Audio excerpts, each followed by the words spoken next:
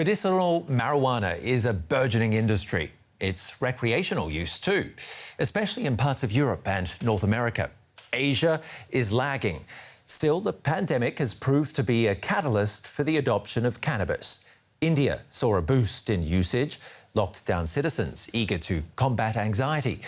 In Indian society, this little guy actually dates back 4,000 years. Then came decades of damaging drug control policies. Now, a lot of governments realise they can rake in huge tax revenues if the business is fully legalised. Competitive prices could wipe out the black market. That'll require well-thought-through state regulation. Thailand has been leading the way in Southeast Asia, removing cannabis from its list of narcotics last year, effectively lifting its ban on marijuana. But without clear regulations. The legal uncertainty is dampening the thriving weed business. Authorities tightened some rules last month, raiding stalls they say were operating without a licence. That's left many worrying about how long the boom could last. From sleek boutiques like this to the simpler stores, hundreds of weed dispensaries are sprouting up across Bangkok. With marijuana now essentially decriminalized, it is the opportunity to get into the business. You don't need much to open the shops, and I think that encourage someone who doesn't have that much capital or investment to be in the business. This store owner opened his dispensary after Thailand legalized the marijuana cultivation and removed cannabis from its list of banned narcotics in June. A move some criticized as hasty, as lawmakers have yet to agree on how to regulate the industry. While the plant can be used for medical purposes, its recreational use, including smoking in public, is still not legal. Business owners who've staked their future on cannabis want more clarity. So the first day you can do it, and then the next day you no longer can do it, and we cannot rely on that. We need a more clear message. We need to see their plan in 5 and 10 years, not month by month. The uncertainty due to an ongoing public debate over legalization. Pro-groups point to the lucrative cannabis market, expected to be worth over €1 billion by 2025. But skeptics raise concerns over the social impact of legalized cannabis consumption. For many, profits to be made now make it worth the risk. Bangkok's cityscape is already changing. Vendors are hopeful their businesses are here to stay. I think they will find a way to put it in the middle, for the tourists, for the people who use it. And hopefully in the future, we just need time to learn, to adapt. That's it, it's still new. So businesses will have to keep tiptoeing in this legal grey area until an agreement comes. Well, Nadon Chaicharan is CEO and founder of Tira Ventures, which operates in the medicinal field across Southeast Asia. Just a couple years ago, cannabis possession meant up to 10 years jail in Thailand. And yet this is a plant that appears in the oldest of temple scrolls. Tell us more about that. That's absolutely correct, Ben. Thank you for having me here. It's been a part of our, cultural identity, medically, socially, and you could call it religiously as well, because it's a part of scrolls on the Wat Po temple in terms of the formulations that goes generations of Thai traditional medicine formulations. And finally, since 2019, the development of the legalization of cannabis has been quite, bringing back our heritage. Why then has liberalisation been such a bumpy road when it comes to rules and regulations there in Thailand?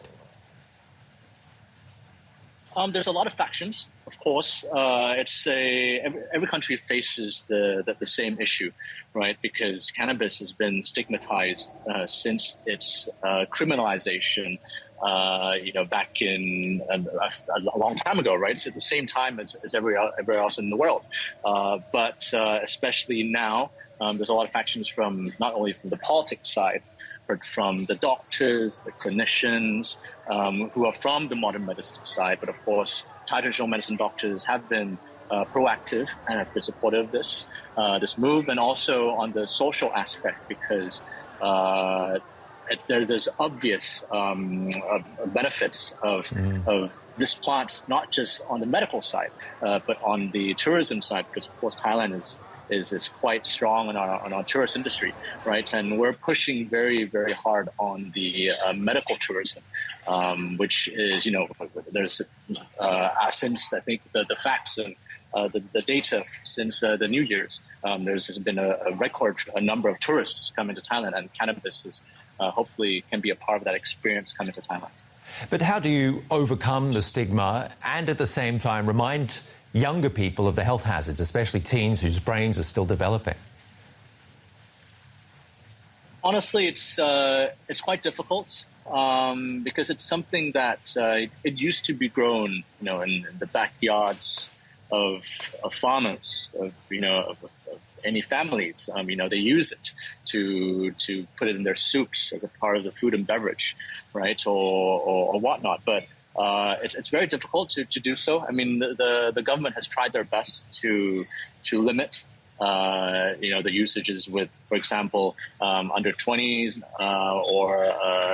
or mums or who pregnant women as well, breastfeeders. These are, it makes it kind of, they're trying their best in a sense. So how much does legalization hinge on upcoming elections when it comes to the political level? You could say it's quite, it's going to be a big campaign for sure, because the current coalition and the party that pushed the decriminalization of cannabis in the past campaign seems to be in a very strong position. And with the upcoming elections very soon, it seems like a lot of the discussions that we're having now and the questions that you asked earlier, that's the uncertainty for sure. Because I believe a couple months until the re-elections, and a lot of it's definitely hitting on that. And Don, just one more question. Can this plant bring calm to a region fearing war? Subjectively, I believe it can. Our approach as a country for it to be medicinally, but as a part of the experience, with our food and beverage, I believe it can definitely bring calm. It's just a matter of perspective. But objectively, with regards to the medicinal side, I think there's going to be different factions, with arguments coming both sides, the pros and cons of it or whatnot. But, a main, let's say, argument that you can see within the cannabis industry is we always compare ourselves to the alcohol industry or cigarettes, right? The costs and benefits of those of alcohol and cigarettes can relaxed manner. I believe it can, but of course, that's a very progressive mindset, and I believe that with prohibition, there will always be people not following the rules.